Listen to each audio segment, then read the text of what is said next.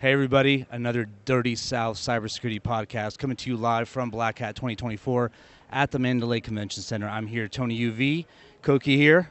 Yeah, this is Kofi. Kofi. Yes, sir. My bad. Good to be here with Kofi, and we're about to get down on 5 key topics, so tune in right now.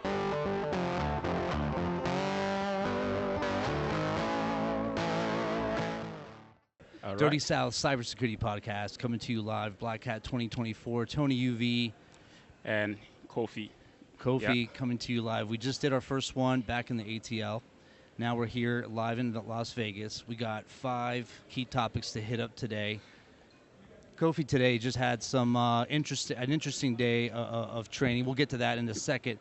Here are the 5 topics you need to know. So first topic we're going to hit up is around security events, security incidents. We'll talk a little bit about, yes, the Crowdstrike incident that everyone hates to talk about because it's been overly played. Topic 2, geopolitics, related to cybercrime or not. Number 3, the state of software quality assurance today from the .com era. We'll have some thoughts and opinions. Topic 4, automatic testing. We'll talk about the advent of AI and automation in security testing and just automation in general. And then last but not least, the role of artificial intelligence in the future of cyber attacks. You ready to go? Yes, sir, I am. Let's do this. Yes, sir. All right, topic 1, hypothesis. The CrowdStrike event was neither a security issue or an event. True or false? My take, I think it is security event. Why is that? So, let me tell you what happened when I first saw the news of this outage. Right, the first thing I did was to go take a look at CrowdStrike's stock. Okay. Okay, and you may ask yourself, like, well, why would cybersecurity professional, hear such a news, and the first thing that comes to my mind is the stock of the company, Right. and that brings in a very good question: what if? Hypothesis, like, what if this wasn't just a random breakdown in an update or whatever? Orchestrated financial play. Yeah. Gotcha. What if the ultimate goal is actually more than what we saw? Now let me ask you this: yeah. Do you have evidence to back it up? Is it right now just kind of a good gut security veteran type of gut feeling? Yeah, I don't have any evidence, and that is why I am throwing in what if statement. All right, because all of us are looking at this from the same angle. Right. Okay, there was a glitch somewhere. Mm-hmm. People are throwing out the corporate file, dissecting it, going through debugging and all those things, which is all fine and dandy. But I had to put on a different hat and think from outside the box of security, and think from a standpoint of what about financial stuff? Like, what if that would have been the ultimate goal? Right. Because, this is a very big organization, and the moment this thing happened, the stock was just going down. What if? What I want to know is how much money you made on the stock. No, you see, unfortunately, I did not. I actually lost because I had some stock in CrowdStrike. Now, well, let's put a bookmark on that topic, because that's going to be topic number 2, the role of geopolitics in cybercrime. But let's talk. I'm going to basically lend my views. I don't think it was a security issue. I do think it was an incident. Because it fits the definition of various legal, state, international, and most importantly the SEC, right, deems it an incident because it affects the CIA, the A in the CIA of availability. So in that sense, it can be deemed an incident, but I don't think it was security related, because anything related to any sort of adverse or abuse case was done. Now, going back to what you're putting down, then maybe there was potentially some collusion that you're hypothesizing, where there was an external actor working with an inside actor that deliberately didn't want to do some proper QA testing in order to create a software issue that abended on a predominantly Microsoft environment. So in that sense, yeah, then I would concur. It's a security incident, but overall, per the definition of incidents, state laws, SEC, what they have down, I do think it's an incident because it does affect the availability. what to do about it is very difficult. I think that this particular incident was very unique. I don't think that there's a lot of enterprises out there that are well prepared to vet the quality and the resilience of whether or not a software is properly tested. So that there isn't some sort of loop that is never ending and then crashes the OS. But let's go into your second topic because I like that. Mm-hmm. Geopolitics influencing cybercrime. I'm going to go ahead and guess that you feel that the state of geopolitics today and the threat motive of financial gain, right, is definitely influencing cybercrime, criminals and syndicates today. True or false? True. Okay. So let's go back to your hypothesis. Yes. All right. So can you feed us more about your idea that potentially, right, there was an outside influence that maybe is there? I don't even want to put words in your mouth. Walk us through what you're thinking there with and it doesn't have to be Crowdstrike. It could be any other organization. Yes. In technology. So walk us through. Yes, and I think I was actually going to give an example of, and this has happened several times in a different shape or form. You'll recall Iranian centrifuge back in those days, Yes. Stuxnet. Yep. All right. Is that ringing something? Absolutely. Yeah. Yeah. Yep, Right. Definitely. Yeah. Geopolitical, and obviously influenced by military operations and military intelligence desires and things like that. Exactly. So yeah, I concur. I think geopolitics today, the state of where we are today with elections and wars going on. Exactly. There's a lot of things that are going to be taken away from what our military groups are trying, as relates to infrastructure that's connected, energy infrastructure, economic disruptions and things like that. 100%. So my question is, what if we are revisiting such an incident but in a different way? Okay. Because Stuxnet wasn't about financial gain. Right. It was still back to geopolitical, perspective, angle, right? Okay.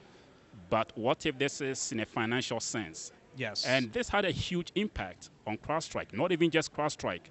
Airlines also fell to it. I mean, I was watching news, from the CEO of I think Delta. Right. And I mean, these guys lost $500 million. Yes. In cancellation of flight. So Right. this wasn't even just one institution. Okay.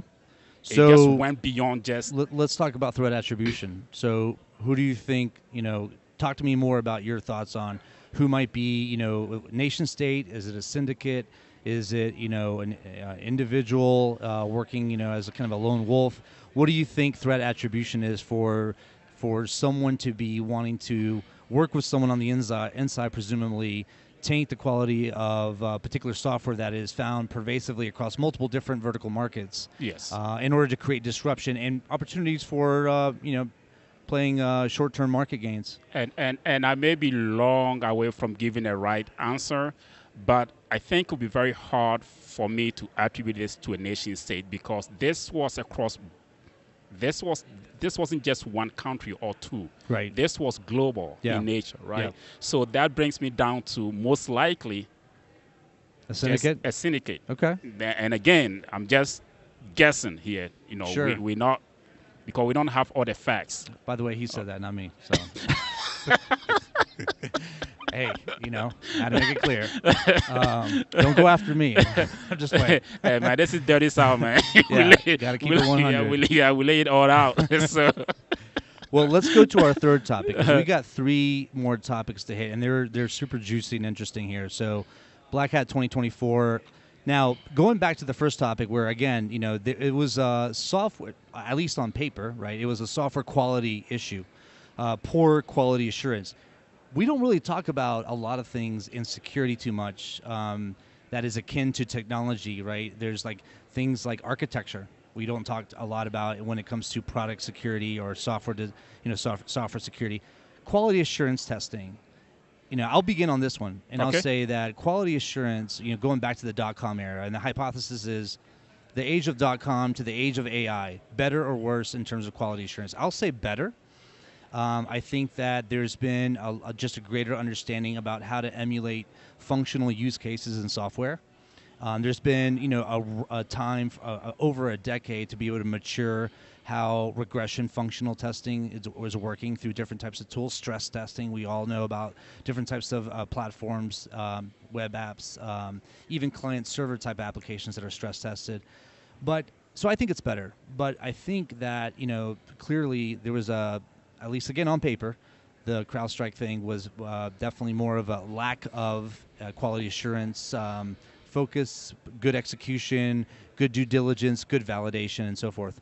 So predictions, I don't see this happening a lot. I do see that because of this event, this is now going to reintroduce and re-emphasize the importance of good, solid regression testing, functional testing, making sure that, when, especially on the receiving side, right? So a lot of companies, as you said, were affected. I think that, it's important for the software manufacturer to be able to roll out a version of software and then to do some level of functional testing to the various, operating systems that are out there that are known to be, going to be running, that are known to be supported.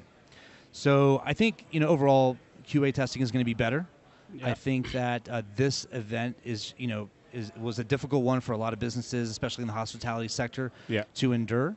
And this is only going to place a greater emphasis for what sort of things you cannot just glaze over. So those are my thoughts. Yeah, and I think up until now, we've been on different path on this podcast so far. Yeah. But I think it's the only part that I think I do agree with you. There has been a lot of improvement. I appreciate you. Yeah. Yeah, so there has been a good amount of improvement. And I think this is just going back to history. I mean, we always learn from the history, like, and we've been improving upon cybersecurity and everything based on lessons learned, you know, and we'll always learn and keep improving, because the worst thing that would happen is when we don't use history to make things better. And it looks like so far cybersecurity, we've been doing good with that, by learning from our mistakes and then keep improving. And I think this is going to be a benchmark. And I would not be surprised if we hear a framework or something where it is actually developed from this particular incident. Absolutely. Yeah, I agree with that. And hopefully so. That would be, just to kind of level up to be able to make sure this doesn't happen again. All right, let's go into some. Let's go into the age of automation. So that last question was the age of .com to the age of AI. We are now in the dawn of AI, and we got to talk about automated security testing. So, we know a lot about pen testing, exploit testing. Yeah. Right, and recently, actually, a day before flying out here to Vegas, I saw a post. I'm not going to name any names, but there was a product security leader that was talking about a new company that just got seed money around the number of 15 to 20 mil. And they had a statement that was pretty bold, I thought, that talked about how their AI pen tester beat out a 20-year human that took roughly about 40 hours to do exploit testing on the same target. And the AI pen tester, I think, did it in 4 hours or something. So naturally, there's a lot of things to unravel here. The economic allure that companies will have to be able to embellish this sort of solution into their regiment so that they can save time, save money, emulate human intent in product security testing, exploit testing, things like that. I think that'll be important to see. Where do you think we are? Do you think this is marketing or near future reality? And if near future reality, where do you see the AI role in application or product pen testing maturing? Do you think it's less than a year? Do you think less than 3 years? So this is sort of the first time I've heard such a statement being made about automation when it comes to offense security, like operations or pen testing. But to see such a statement, there are so many factors when it comes to pen testing. Yep. Right? And that is where sometimes I think we make a mistake. All right. We have network infrastructure pen testing, even both external and internal. We have wireless. We have application. Right. We have thick client. We have ATM. We have iOS. We have POS. pen testing, wireless, social engineering, physical pen test, right? And I'm speaking about all this because I have done all these before, right? Right. And for you to tell me that a platform or automation was able to beat somebody with 20 years of experience, that still leads me to scratch my head to understand what was done. We don't have enough data to show what was tested and how good was this person at. Because one mistake we also do make is we believe we have this kind of like, jack of all trade in pen testing or OffSec, which I don't think does exist. No, you're there right. are some areas that people are good at, okay? I may be good at a particular area, and I'll be very honest, I'm not good at code review. Okay. I'm not that great at all about code review, but I'm very good at other areas, right? So for you to tell me that a tool, beat somebody with number of years in pen testing, you haven't given me enough information. All right, tangential comment here. I mean, I personally wouldn't put code review under like adversarial pen testing or exploit testing, but I do recognize that in the industry we do that. Yeah. Why is that?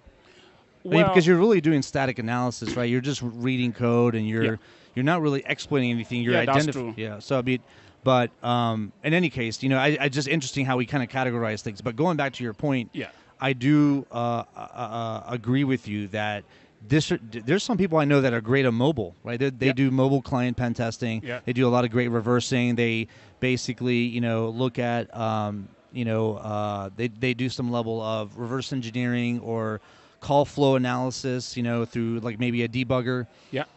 But then they're not very good at web, or they don't even have any interest in web. Yeah. Usually they don't have any interest in web. Yeah. But so I agree with you. So I think, going back to this example, and I think what's dangerous here, because we're at Black Hat, and Black Hat's definitely known as more of the vendor, related conference compared to like B-Sides Las Vegas, or shout out to B-Sides Las Vegas, or DEF CON, right? So where it's more just hands-on practitioners sharing, skill sets and whatnot.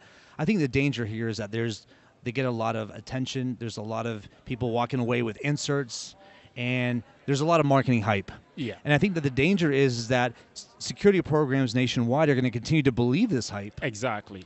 And then what they're going to do is they're going to quickly find out that they're buying a false sense of security. Yeah. Because here's the thing. If you and I worked for this said company, right, of course we're going to calibrate our AI model to basically, emulate a specific target with specific, weaknesses that are identified. But that's just one static target. Exactly. Right? But you take that same software component and you put it into a different infrastructure, different layers of architecture, right? This is where you got to retrain the model. Yeah. Because it doesn't know that. So the concern here is on the permutations, right? The different parts of the permutations are not going to be at this point in time, and you've seen different CEOs from Tesla and NVIDIA talk about, on like CNBC shows from there that said the AI is just not ready yet. We're coming to a responsible level of adoption where we see that we still have some work to do. Yeah. So the concern I have is that, the hype is going to basically change, the direction of certain programs. They're going to rip out certain paradigms. They're going to implement some others. They're going to basically be attracted to the gold rush of automation, and they're not going to get the results that they really are looking for. And I think what I want to also put in here is we are now downplaying the importance of AI when it comes to pen testing or any offensive security operations. I think what I would coin it, or I would term it, is guided automation, okay, with human intervention, okay, because at the end of the day, we're trying to be much more efficient at what we do, right? You go to an engagement, you have about a week or two to do an engagement.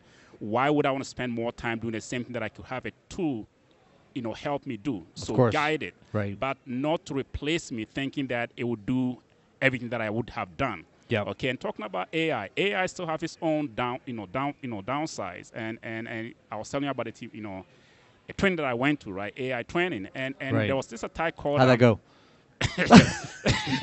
Hey, I had to ask. It was Dirty South Security Podcast. Yeah. Well, man, don't put me on the spot, man. I mean, let me just make my point. I'll let you get back to it. So yeah. So, but it went well, by the way. Thank you. But I was just going to make a reference to some attacks against the AI itself. Okay, the underlying LLM. All right. And one of them was credentials. Oh, I can't even get a name right. Crescendo attack, right? And this is where you begin to communicate with the LLM or the underlying AS platform, right? Right. And then you ask a question, and the question or whatever that you ask him to do is denied. Yep.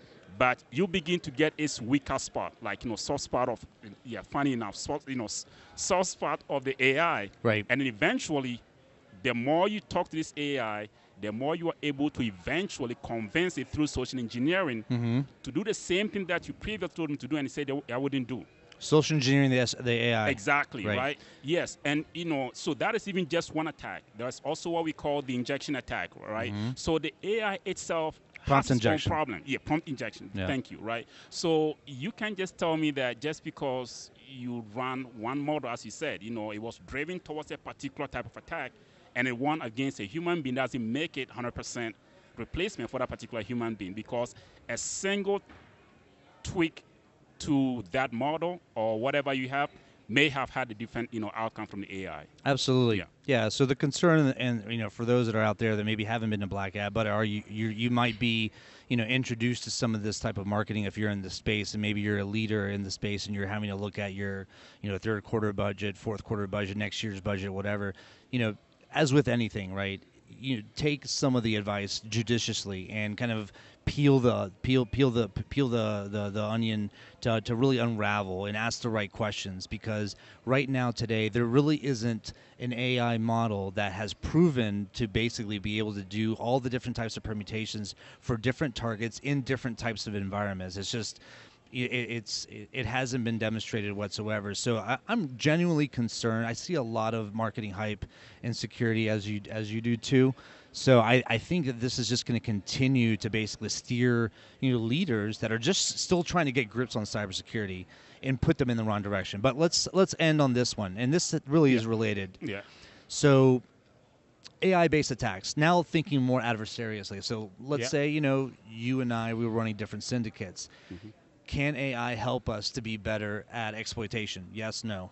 Yes. Okay. Now, just go ahead and throw out some examples where... And an example, in fact, I have used a couple of them in actual operation to actually generate, payloads, such as, cross-site scripting payloads. And there are a whole bunch of other materials and content out there that actually give you walkthrough on how to, generate such payloads, using AI. So I would say definitely. Now, that is even just on a technical side of things. Have you ever thought about using AI to write your report, your pen test report?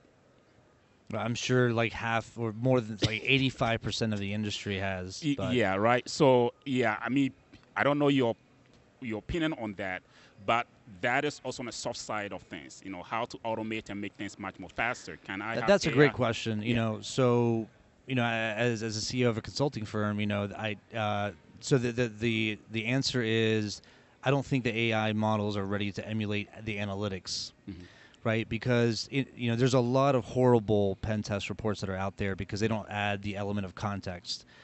So it's difficult for an AI model to basically talk about the functional use case that is going to be exploited, and then to talk about the risk analysis of what that exploitation means if there's a proof of concept exploit that is developed by the pen tester, and then to be able to say, this is what this means to you as it relates to the product and some of the key objectives of that product in the market. As it relates to patient health, as it relates to government records, as it relates to travel security and things like that. Yeah. So I think that there is a use for AI for that type of environment when it comes to developing libraries. As you know, I'm a big threat modeling evangelist and author, and so I think that if the AI can help to build and harvest good countermeasure libraries, remediation language for certain types of technological components that are in the cloud, serverless components, third-party components, I think that's helpful. Yeah. Because what every consulting firm or any really even internal group wants to do is provide their IT stakeholders options to how to mitigate at a network level, architecturally design patterns, code level, hardening through configurations, etc. But AI-based attacks, I definitely think that they are, there's plenty of examples for, even automating like platforms like Asterix. Asterix is a great platform for doing voice telephony-based attacks. Right, so you can basically instantiate and build your own like voice response unit. All the scripting that happens when you call like a 1-800 number, you can basically have a lot of the AI, emulate, write scripts, right? Write scripts that are tailored for, the credit card industry, that it relates to the banking industry, that it relates to, healthcare industry. And so I think a lot of those, from an offensive standpoint, if you're basically trying to build a malicious VRU in order to capture sensitive information, where the voice response unit says, "Hey, enter in your last 4 digits of your social security number," then I think all that scripting and especially the deep fakes as well, you can call the legitimate one, right? Capture that voice pattern, save it as a binary file, and then tie it to a script, text-based script that the AI writes, and then pair it with the audio file. Now you, like the victim, basically has an almost indiscernible, right, VRU if they're calling maybe a 188 number that's maybe 1 digit off. Right, it's so easy to, and no one pays attention to. Oh, this is the 188 number I need to call for Delta or for Southwest Airlines or JetBlue or whatever healthcare entity that's out there. So email, of course, with the several email platforms that are out there, Kingfisher, etc. You have the opportunity for automation, contextualization, right, to be able to use different types of psychological traits in writing that email for. It could be a fear-based email. It could be a elation-based email. You want a prize, something like that. I think a lot of those things could be automated, and you could have a lot more ploys to be developed offensively through different AI models. But the list goes on and on into malvertising.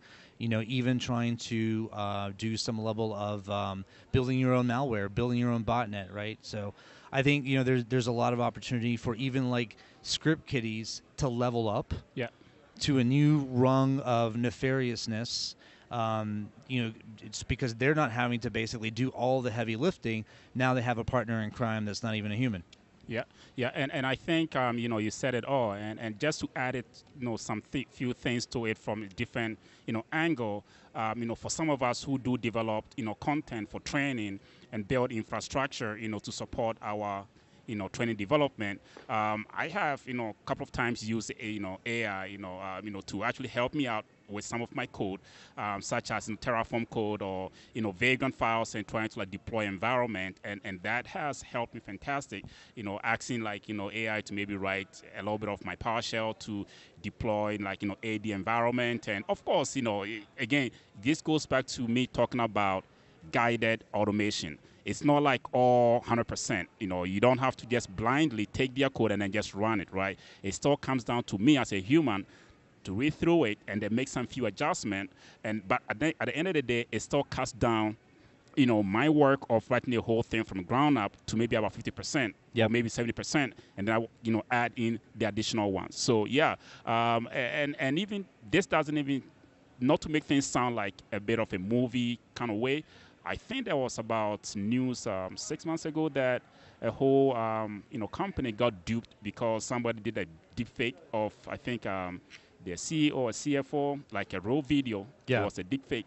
Requesting a withdrawal of, I think, $20 million or so, like some amount of money, which was ridiculous. And that was an actual thing that happened, offensively using AI for that. Just 2 weeks ago. So the mortgage industry, actually a Silicon Valley executive in the Bay Area got duped out of $40,000 for closing costs. So, and it was, obviously I think, cyber criminals are looking at business use cases where you got to bring money to the table for a closing cost on a property. And then, to be able to see, okay, what are the workflows that happen when you do that? And especially when, for certain types of sellers, certain types of maybe realtors that are basically, making the deal happen. So I think that there's a lot of opportunity for OSINT. We didn't really talk a lot about OSINT, but AI models definitely provide ample amount of gasoline to be added for the OSINT capabilities. And, there was an executive that basically got duped, and I think there was a deepfake voice that was used. But, the easy prey, unfortunately, is always going to be, children and the elderly. Because they don't know a lot of this stuff is coming. So that's the scary part. I think that, for technology firms, for government and municipalities, that they're still way behind in trying to understand all these different techniques of deepfake usage, of AI, different models that can be used for OSINT, profiling, user profiling. There's so many different lists that could be bought in terms of getting different targets. It's unfortunate that the elderly can easily be duped when you have the voice of their grandchildren, the voice of their own children that are easily be able to be identified through social media. TikTok, takes, YouTube takes. This puts you and me, in harm's way, man. So yeah, it does. I mean, those things used to be like the Hollywood movies and show, but now we live in the reality of it. Absolutely. Where things are happening, in a crazy way, and and AI it's just double-edged, sword. It can be used in a good way and it can be used in a bad way, and that's the world that we live in right now. So, absolutely. Absolutely. Yeah. Well, on that note, we it was great kicking it here with you in Las Vegas. Sir. We covered a good array of different topics. Didn't agree on everything. Yeah. But it's great to see you out here in Vegas, man. Likewise, man. You like the heat out here better, or you like the ATL heat? Come on, man. 119 degrees. Yeah, exactly. Yeah, I'll pick ATL. Absolutely. Hot Atlanta every day. Yeah. Well, I appreciate you, man. Yes, until next time, this is Tony UV. Yeah. And that is Kofi. Tuning out for the Dirty South Cybersecurity Podcast. Yes, sir.